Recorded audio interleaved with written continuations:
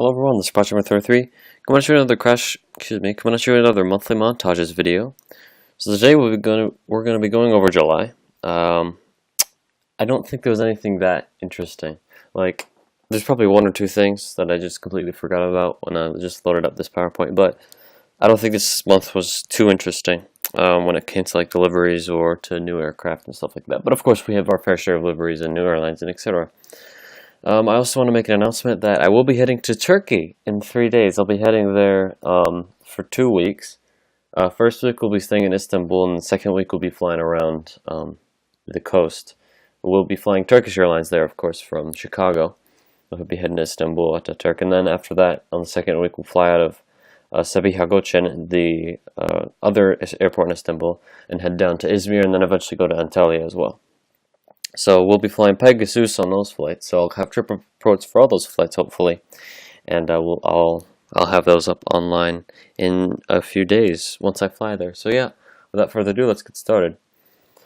July 4th. So now, as you can see, it was a slow month to begin with. It took 4 days for something to actually happen. On July 4th, first Lion Airlines 737-8 MAX. This is the second delivery of the 7.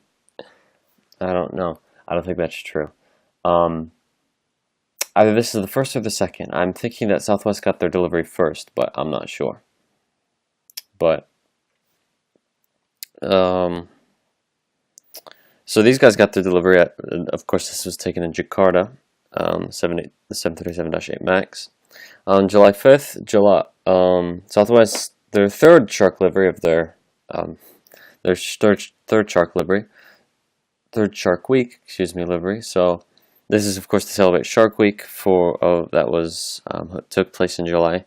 There was a big controversy for that one, I know, because they had Michael Phelps race a shark, and the shark wasn't real. So anyway, that's just some fun fact. But there you go, Southwest Shark Week livery. On July 7th, the S7 A320neo. This one seems pretty interesting to me. I never seen an S7's new livery. I didn't even know they were getting one, nor did I know that they're even getting an A320neo. So congratulations, S7. On July 9th, Emirates got their first Arsenal team livery in the 222. I believe this is, of course, probably a European football team, but I'm not sure from what country or what club. So anyway, moving on. July 14th, Qantas got their first 737 in the new livery. The new livery, of course, is a bit more sleek, a bit less robust and like blocky. So like here, there's a few minor changes, like the kangaroo in the engine, and you got more of a grayish style. You got this up at the front, like a decal up at the front under the cockpit window. So yeah. July 14th, Azimuth, something like that. Azimuth. It's a charter, not charter. It's a regional airline in Russia. Got their first Sukhoi Superjet, probably from Aeroflot, and they'll be doing regional low-cost operations within Russia. July 15th, Malaysia Airlines got their first new livery, which looks fantastic, let me just say. I think the livery looks amazing compared to their old, just standard white livery.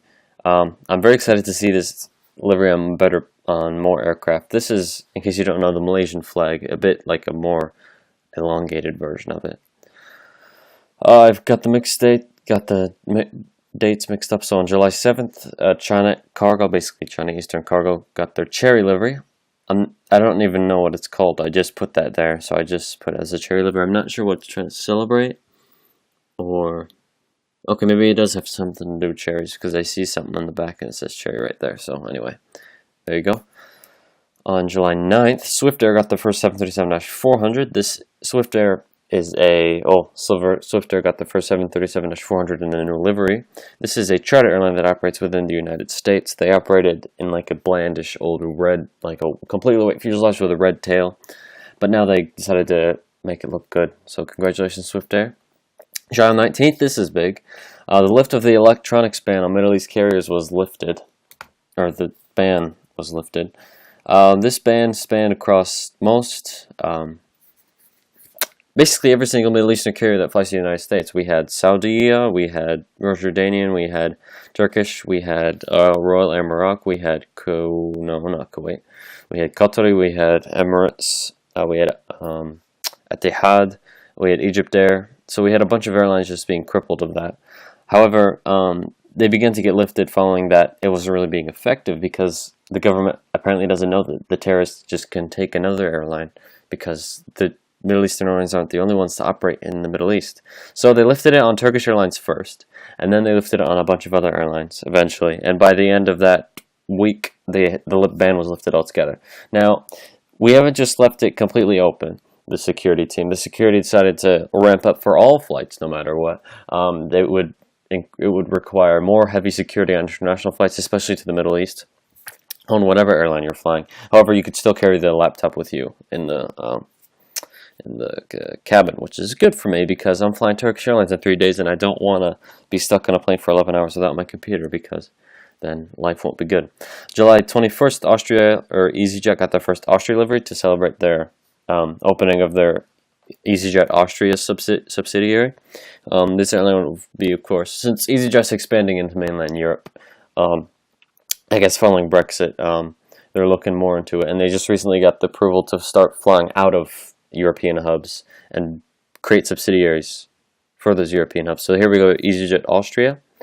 Congratulations. Also on July 21st, JetSMART, a Chilean charter, or not charter, low-cost airline, started operations in the A320.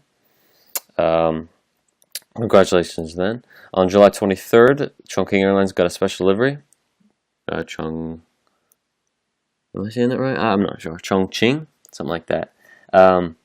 Got their special livery. I'm not sure what it's supposed to represent. I'm guessing a city somewhere in China, but there you go, nice looking livery.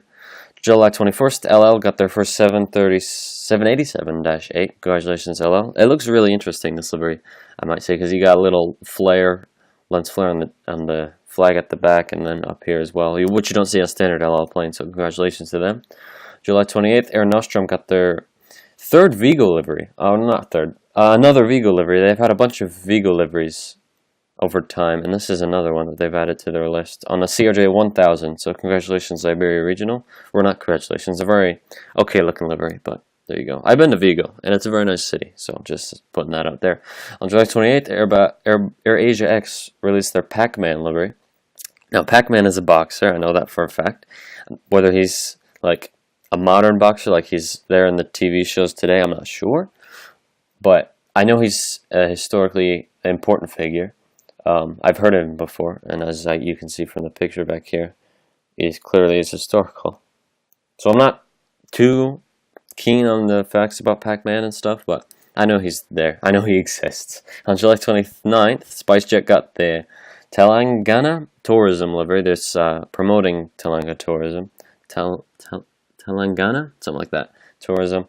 I'm guessing this is like a operator that is supposed to bring tourists. It's a tourist company, just to make it as simple as possible, to bring tourists into India.